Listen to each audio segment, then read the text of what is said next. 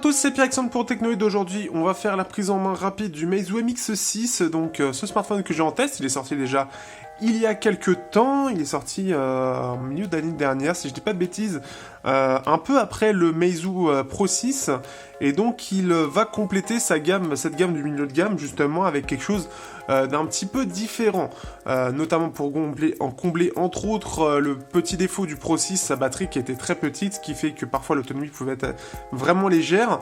Donc là on a une batterie de 3000 mAh, on a toujours l'USB type C avec la charge rapide et l'audio. Par contre on perd la puce dédiée qu'il y a dans le Pro 6, on gagne en grandeur d'écran avec du 5.5 au lieu du 5.2, donc ça selon ce que vous recherchez. Vous avez de l'IPS au lieu de la MOLED. Et c'est à peu près les grosses différences. Et pour terminer, la dernière grosse différence, nous avons un capteur photo, le IMX 386, qui n'est d'ailleurs plutôt pas mauvais. D'ailleurs, on va faire directement un petit tour de ce point de vue-là.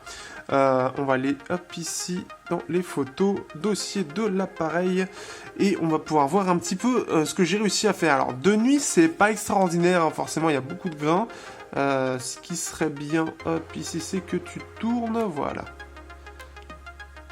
Donc on peut voir au niveau de la photo de nuit, je sais même pas si ça se voit bien à l'écran, on va le faire comme ça. Photo de nuit, c'est pas extraordinaire, il y a beaucoup de grains, forcément. Je m'attendais peut-être à pire quand même par rapport au test. J'ai trouvé que c'était pas si horrible que ça, mais c'est vrai qu'il y a des fois où c'est franchement moyen. Le flash ici, hop. Avec les photos, elle n'a pas réussi à faire la mise au point comme il fallait. Le flash, ce qui est bien, c'est qu'il n'a pas tendance à brûler les EG. Par contre, il a un peu de mal quand même à faire le focus un peu à l'arrache, comme on peut le voir. Là, on le voit clairement. Sur ce bâtiment, j'ai réussi à faire un focus plutôt bon. Après, hop, ici, on va revenir sur des choses plus sympathiques. On a le HDR aussi qui est assez efficace. Bon, là, peut-être que ça surexpose quand même le sujet, mais par rapport à ici, bah voilà, les zones d'ombre sont quand même bien remis en avant et on voit bien mieux l'objet quand même. Les petites choses comme ça. En fait, apparemment, le gros problème de cet appareil, c'est différentes choses. C'est la basse luminosité surtout, mais c'est aussi les couleurs. On ne sait pas pourquoi, notamment sur cette partie-là, le côté un peu rose-rouge, il a tendance à aller un peu trop dans le saturé, et là, ça se voit carrément. C'est-à-dire, on voit que ça sur la photo, c'est horrible. Autant, par contre, les photos, par exemple, avec du blanc, c'est plutôt pas mal. J'aime beaucoup le rendu, d'ailleurs, de la photo, qui, je trouve, est très propre, très net. J'ai l'impression qu'il y a un léger lissage, mais c'est vraiment très léger. Et on a, je trouve, une qualité de photo qui est vraiment pas mal. Alors forcément, après, on est sur du 12 mégapixels. Donc au niveau des détails, forcément, ce sera limité par la résolution. Mais on voit clairement que le rendu est vraiment bon en pleine journée. On peut faire des très très belles photos. Quand la partie couleur ne s'emballe pas, on peut faire des très belles photos aussi. Au niveau du rose, hein, là on peut voir que c'est plutôt bien, même si ça reste un petit peu, on peut le voir, hein, ça reste quand même assez un peu flashy, là on peut le voir aussi, mais moins que tout à l'heure. Voilà, je me suis surtout éclaté sur ces photos. Là on peut voir ensuite, au niveau des détails, on peut voir vraiment qu'il y a plein de petites choses, mais forcément, quand on est limité à 12 mégapixels, on voit vite les limites par rapport à cela sur la définition. Néanmoins, on a quand même pas mal de détails, le rendu, enfin moi j'aime beaucoup le rendu. Là on revoit le même problème un petit peu, mais en moins forcé que sur la fleur violette. Là on a un rouge qui est assez pétant et ça se voit un peu sur les pétales, puisque justement on a un rendu qui est assez étrange du fait que ce soit un peu trop saturé, et le rendu fait un peu particulier, je trouve. Sinon dans l'ensemble on peut faire quand même des photos assez sympas, comme on peut le voir ici, qui sont globalement bien détaillés. On a quelque chose de vraiment pas mal du tout, je trouve. Ici, la mise au point, la belle air, elle est un petit peu derrière, donc c'est un peu dommage, un peu raté.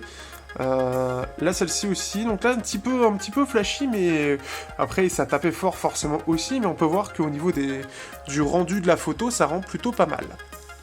Donc, bref, un appareil photo qui, pour moi, me convainc malgré quelques petits défauts, notamment sur la basse lumière et surtout sur ce côté flashy, hein, mais ça on l'avait déjà, je l'avais déjà vu par exemple avec le Honor 8 qui flashait à mort aussi sur le rouge. Là on a le même problème. Sinon Flyme, Flyme on est sur du 6.0, 7.0 il faudra voir comment c'est. J'ai fait une petite vidéo sur la présentation de Flyme 6 pour le Zug Z2. Moi, personnellement, j'adhère pas parce que ça repart sur de l'iPhone. Pour ceux qui aiment bien, ça devrait leur plaire. Ici, actuellement, on est sur le 5.2.2.3G.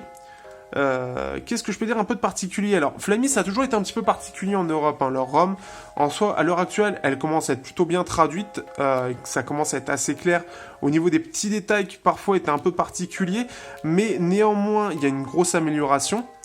Chaleur chromatique, je trouve ça toujours bizarre, mais il y a une grosse amélioration quand même de ce point de vue-là sur des choses toutes bêtes avant, et bien maintenant ça s'est amélioré. Tiens d'ailleurs, je vais vérifier une petite chose, le partage de connexion, configurer ici la sécurité ouvrir au lieu de ouvert. C'est des petites choses comme ça, des petites choses qui parfois font un petit peu particulier, mais ça s'améliore quand même.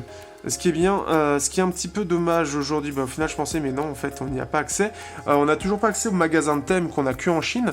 En fait le problème de Flyme, il y a des bonnes choses, notamment au niveau de la façon de l'utiliser, donc tout se fait, en fait c'est eux un peu qui ont instauré ça, tout se fait via le lecteur d'empreintes. Donc par exemple, si je veux retourner en arrière, on va aller sur YouTube par exemple, on va aller sur une vidéo, et si je veux revenir en arrière, je l'effleure. Hop, ici, et puis si je veux revenir en haut, je clique. C'est tout simple, c'est tout bête, mais ça a très bien marché. Maintenant, là, beaucoup de constructeurs sont en train de le reprendre petit à petit, donc ils perdent un peu cette exclusivité, mais ils ont toujours été très forts pour cette partie-là, donc ça, c'est plutôt cool. Il faut savoir d'ailleurs que pour ceux qui n'aiment pas trop l'invasion de Google sur l'appareil, eh bien, vous avez la possibilité même, par exemple, de le désinstaller. C'est-à-dire qu'en gros, officiellement, il n'est pas pris en charge par Google. Ils ont leur propre store, et à partir de leur propre store, vous pouvez récupérer le Play Store. Donc par défaut, pour la France, ils l'ont installé avec Maps. Donc ce qui est bien, c'est qu'en plus, vous pouvez installer d'autres stores, donc comme AP Capture, Aptoid, mais attention, il y a des trucs, bon forcément, c'est pas ce qu'il y a de mieux. Mais néanmoins, vous pouvez passer par autre chose que du Google. Pour tout ce qui est application, comme je l'ai dit, j'en avais déjà parlé de AP Capture, qui en soi est un site web pour récupérer plein d'applications gratuites, bien évidemment. Enfin, elles sont légales, c'est clean. Et ils ont même leur propre petit store pour gérer tout ça sans avoir besoin de compte Google. Donc ça peut intéresser certains. J'ai parlé d'une dernière petite chose, c'est au niveau du Helio X20 dans l'ensemble. Alors il faut savoir que Meizu est très agressif sur la gestion des ressources avec ses smartphones. C'est le cas toujours avec ce Meizu MX6, c'est pas, je trouve, parfait par contre, mais il s'en sort plutôt bien. Il faut savoir qu'en gros, pour ceux qui veulent savoir, ça c'est lié au concours qui est en cours. D'ailleurs, vous avez normalement eu le lien en début de vidéo. Il fait entre 4h30 et 6h. Il faut que je fasse encore le test YouTube à l'heure actuelle. En fait, ce qui lui fait défaut surtout, c'est la gestion des ressources en 4G et aussi en jeu, où là la batterie semble tomber assez vite. La gestion des ressources semble un peu particulière et il a tendance à vite chauffer d'ailleurs, quelque chose que je ressentais pas forcément avec le Vernet Apollo Light qui pourtant ne bride pas ses performances. Ce qui est d'ailleurs très étonnant, c'est qu'au niveau des performances, alors on va aller passer par galerie, tiens. On va revenir sur cette partie-là. Donc dans galerie, hop, screenshot, on va aller chercher ce qui m'intéresse. Et ce qui m'intéresse, c'est ça. Ce qui est assez intéressant à voir, c'est que c'est vraiment très bridé en fait en termes de performance. Là, c'est vraiment genre au max, vraiment au max, tout au max. Et on peut voir que par exemple les parties, en fait, ces deux corps là, donc CPU8 et CPU9, qui correspondent au Cortex A72, eh bien ils sont limités à 1,6 GHz au lieu de 2,3 par défaut. Et globalement, ça tourne à peu près comme cela au niveau des cœurs, donc 2 cœurs, 2 cœurs, 2 cœurs au lieu de 4, 4 et 2. C'est assez étrange, mais c'est un choix comme un autre, et ça permet de bien plus mettre en valeur les Cortex A72 pour justement gérer la partie haute performance. D'ailleurs, au niveau du score, en fait, justement, c'est ça qui peut inquiéter certains. Je vous rassure, au final, c'est normal. En fait, que 3200 de score au lieu de 4500 à peu près prévu sur le Helio X20. Donc, c'est normal, en fait, puisque c'est vraiment bridé, mais les 1259 au lieu de 1500, 1600 sont aussi le fait que, justement, j'expliquais que le Core A72 sont bridés à 1,6 au lieu de 2,3 GHz. En soi, après, dans l'utilisation, ça se verra pas forcément, mais si vous faites un comparatif, que j'ai fait par exemple avec le Vernet Apollo Light, il est un peu plus lent. Mais néanmoins, l'expérience utilisateur reste très correcte. Globalement, c'est plutôt bon. Il faudra juste vérifier dans la partie batterie au niveau de la gestion de la veille. Alors, la gestion ici. Donc, vous avez batterie, ensuite vous avez plus de modes. Et là, pour gérer les gestions de veille en fait des applications, pour savoir en fait si les applications qui sont comment dire, qui ne vont pas être fermées lorsque vous le mettez en veille. Donc par exemple, des choses toutes bêtes comme par exemple, si je prends Hangout ou encore Page Manager pour moi, ou encore YouTube Studio ou YouTube tout court, eh bien si je me mets en veille, ces applications seront coupées, donc j'aurai plus les notifications. Donc il faut quand même faire attention à cela. Ça peut être important pour certains de bien vérifier ce qui est décoché ou coché dans cette partie-là. Donc en tout cas, voilà, hein, la prise en main aussi, elle est faite pour le concours aussi, pour aider à vous voir un peu ce qu'il vaut.